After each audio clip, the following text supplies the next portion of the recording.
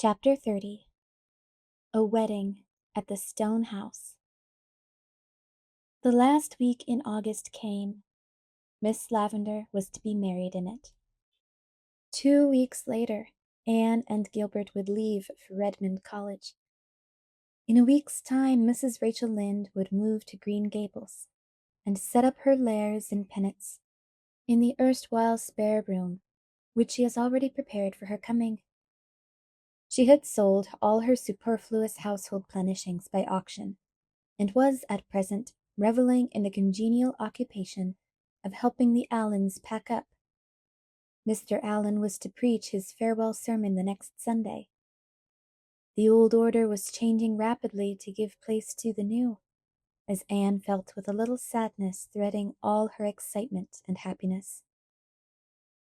"Changes ain't totally pleasant, but they're excellent things," said Mr. Harrison philosophically. 2 years is about long enough for things to stay exactly the same. If they stayed put any longer, they might grow mossy. Mr. Harrison was smoking on his veranda. His wife had self-sacrificingly told him that he might smoke in the house if he took care to sit by an open window. Mr. Harrison rewarded this concession by going outdoors altogether to smoke in fine weather, and so mutual goodwill reigned.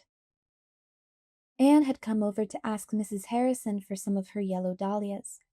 She and Diana were going through to Echo Lodge that evening to help Miss Lavendar and Charlotta the Fourth with their final preparations for the morrow's bridal. Miss Lavendar herself never had dahlias. She did not like them, and they would not have suited the fine retirement of her old-fashioned garden.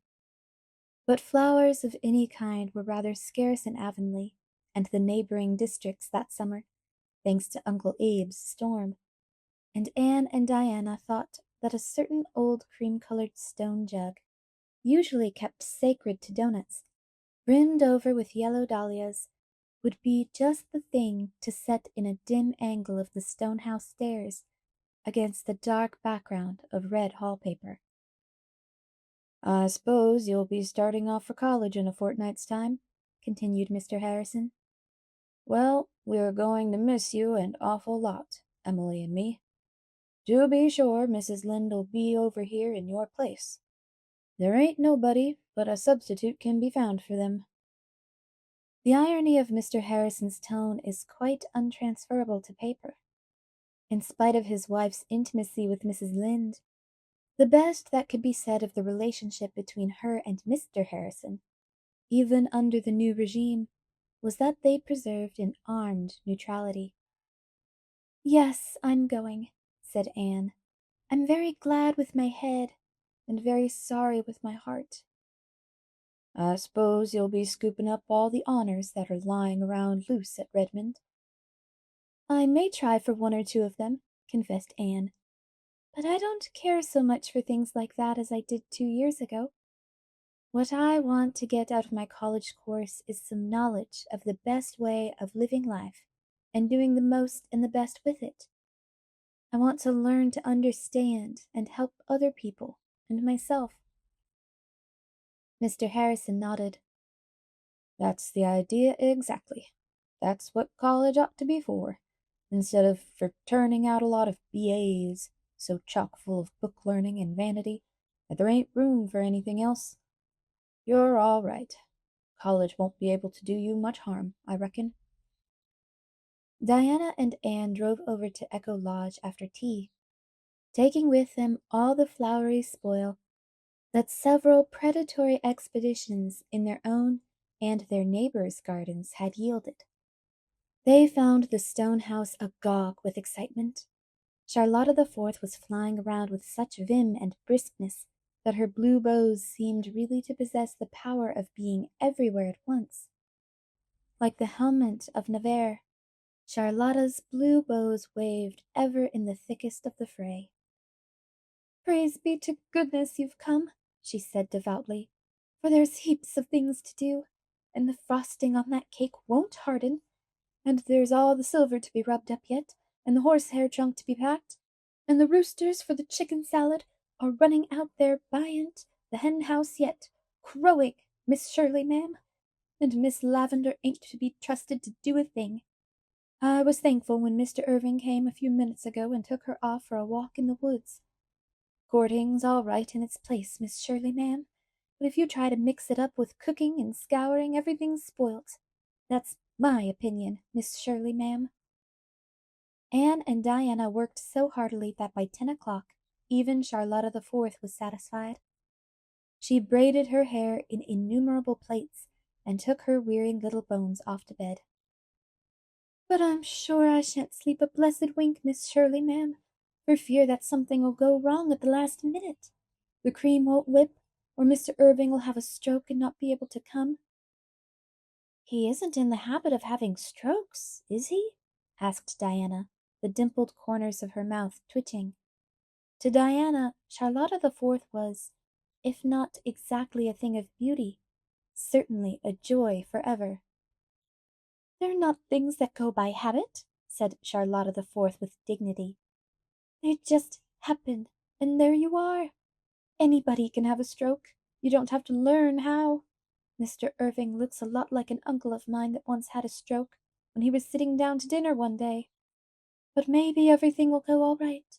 In this world you've just got to hope for the best and prepare for the worst and take whatever God sends. The only thing I'm worried about is that it won't be fine tomorrow, said Diana. Uncle Abe predicted rain for the middle of the week, and ever since the big storm, I can't help believing there's a good deal in what Uncle Abe says. Anne, who knew better than Diana just how much Uncle Abe had to do with the storm, was not much disturbed by this. She slept the sleep of the just and weary, and was roused at an unearthly hour by Charlotta the Fourth. "Oh, Miss Shirley, ma'am, it's awful to call you so early," came wailing through the keyhole, "but there's so much to do yet. And oh, Miss Shirley, ma'am, I'm skeered it's going to rain, and I wish you'd get up and tell me you think it ain't." Anne flew to the window, hoping against hope that Charlotta the Fourth was saying this merely by way of rousing her effectually. But alas, the morning did look unpropitious. Below the window Miss Lavendar's garden, which should have been a glory of pale virgin sunshine, lay dim and windless, and the sky over the firs was dark with moody clouds. "Isn't it too mean?" said Diana. "We must hope for the best," said Anne determinedly. "If it only doesn't actually rain, a cool, pearly gray day like this would really be nicer than hot sunshine." "But it will rain," mourned Charlotta, creeping into the room, a figure of fun, with her mini braids wound about her head, the ends tied up with white thread, sticking out in all directions. "It'll hold off till the last minute, and then poor cats and dogs, and all the folks will get sopping, and track mud all over the house, and they won't be able to be married under the honeysuckle, and it's awful unlucky for no sun to shine on a bride. Say what you will, Miss Shirley, ma'am, I knew things were going too well to last." Charlotta the Fourth seemed certainly to have borrowed a leaf out of Miss Eliza Andrews' book. It did not rain, though it kept on looking as if it meant to. By noon the rooms were decorated, the table beautifully laid, and upstairs was waiting a bride adorned for her husband. "You do look sweet," said Anne rapturously. "Lovely," echoed Diana. "Everything's ready, Miss Shirley, ma'am, and nothing dreadful has happened yet," was Charlotta's cheerful statement as she betook herself to the little back room to dress. Out came all the braids. The resultant rampant crinkliness was plaited into 2 tails and tied, not with 2 bows alone, but with 4, of brand new ribbon, brightly blue. The 2 upper bows gave rather the impression of overgrown wings sprouting from Charlotta's neck, somewhat after the fashion of Raphael's cherubs. But Charlotta the Fourth thought them very beautiful, and after she had rustled into a white dress, so stiffly starched that it could stand alone, she surveyed herself in her glass with great satisfaction. A satisfaction which lasted until she went out into the hall and caught a glimpse through the spare room of a tall girl in some softly clinging gown, pinning white, star-like flowers on the smooth ripples of her ruddy hair. "Oh, I'll never be able to look like Miss Shirley," thought poor Charlotta despairingly. "You just have to be born so, I guess. Don't seems as if any amount of practice could give you that air." By 1 o'clock the guests had come, including Mr. and Mrs. Allen, for Mr. Allen was to perform the ceremony in the absence of the Grafton minister on his vacation. There was no formality about the marriage. Miss Lavendar came down the stairs to meet her bridegroom at the foot, and as he took her hand, she lifted her big brown eyes to his with a look that made Charlotta the Fourth, who intercepted it, feel queerer than ever. They went out to the honeysuckle arbor, where Mr. Allen was waiting for them. The guests grouped themselves as they pleased. Anne and Diana stood by the old stone bench, with Charlotta the Fourth between them, desperately clutching their hands in her cold, tremulous little paws. Mr. Allen opened his blue book and the ceremony proceeded. Just as Miss Lavendar and Stephen Irving were pronounced man and wife, a very beautiful and symbolic thing happened. The sun suddenly burst through the gray and poured a flood of radiance on the happy bride. Instantly the garden was alive with dancing shadows and flickering lights. "What a lovely omen," thought Anne, as she ran to kiss the bride. Then the three girls left the rest of the guests laughing around the bridal pair, while they flew into the house to see that all was in readiness for the feast. "Thanks be to goodness it's over, Miss Shirley, ma'am," breathed Charlotta the Fourth. "And they're married safe and sound, no matter what happens now. The bags of rice are in the pantry, ma'am, and the old shoes are behind the door, and the cream for whipping is on the cellar steps." At 2:30, Mr. and Mrs. Irving left, and everybody went to Bright River to see them off on the afternoon train. As Miss Lavendar, I beg her pardon, Mrs. Irving, stepped from the door of her old home, Gilbert and the girls threw rice, and Charlotta the Fourth hurled an old shoe with such excellent aim that she struck Mr. Allen squarely on the head. But it was reserved for Paul to give the prettiest send-off. He popped out of the porch ringing furiously a huge old brass dinner bell, which had adorned the dining-room mantel. Paul's only motive was to make a joyful noise, but as the clangor died away, from point and curve and hill across the river came the chime of fairy wedding bells, ringing clearly, sweetly, faintly, and more faint, as if Miss Lavendar's beloved echoes were bidding her greeting and farewell. And so, amid this benediction of sweet sounds, Miss Lavendar drove away from the old life of dreams and make-believes to a fuller life of realities in the busy world beyond. 2 hours later, Anne and Charlotta the Fourth came down the lane again. Gilbert had gone to West Grafton on an errand, and Diana had to keep an engagement at home. Anne and Charlotta had come back to put things in order and lock up the little stone house. The garden was a pool of late golden sunshine, with butterflies hovering and bees booming. But the little house had already that indefinable air of desolation which always follows a festivity. "Oh, dear me, don't it look lonesome?" sniffed Charlotta the Fourth, who had been crying all the way home from the station. "A wedding ain't much cheerfuller than a funeral after all, when it's over, Miss Shirley, ma'am." A busy evening followed. The decorations had to be removed, the dishes washed, the uneaten delicacies packed into a basket for the delectation of Charlotta the Fourth's young brothers at home. Anne would not rest until everything was in apple pie order. After Charlotta had gone home with her plunder, Anne went over the still rooms, feeling like the one who trod alone some banquet hall deserted, and closed the blinds. Then she locked the door and sat down under the silver poplar to wait for Gilbert, feeling very tired, but still unweariedly thinking long, long thoughts.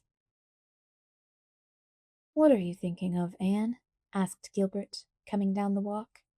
He had left his horse and buggy out at the road. Of Miss Lavendar and Mr. Irving, answered Anne dreamily. Isn't it beautiful to think how everything has turned out? How they have come together again after all the years of separation and misunderstanding? "Yes, it's beautiful," said Gilbert, looking steadily down into Anne's uplifted face.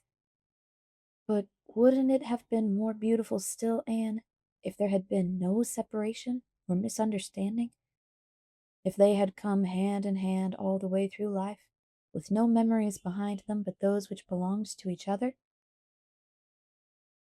For a moment Anne's heart fluttered queerly, and for the first time her eyes faltered under Gilbert's gaze, and a rosy flush stained the paleness of her face. It was as if a veil that had hung before her inner consciousness had been lifted, giving to her view a revelation of unsuspected feelings and realities. Perhaps, after all, romance did not come into one's life with pomp and blare, like a gay knight riding down. Perhaps it crept to one's side like an old friend through quiet ways. Perhaps it revealed itself in seeming prose, until some sudden shaft of illumination flung athwart its pages betrayed the rhythm and the music. Perhaps, perhaps, love unfolded naturally out of a beautiful friendship, as a gold-hearted rose slipping from its green sheath. Then the veil dropped again, but the Anne who walked up the dark lane was not quite the same Anne who had driven gaily down it the evening before. The page of girlhood had been turned, as by an unseen finger, and the page of womanhood was before her, with all its charm and mystery, its pain and gladness. Gilbert wisely said nothing more, but in his silence he read the history of the next 4 years in the light of Anne's remembered blush. 4 years of earnest, happy work, and then the guerdon of a useful knowledge gained and a sweetheart won. Behind them in the garden, the little stone house brooded among the shadows. It was lonely, but not forsaken. It had not yet done with dreams and laughter and the joy of life. There were to be future summers for the little stone house. Meanwhile, it could wait, and over the river in purple durance, the echoes bided their time. The end.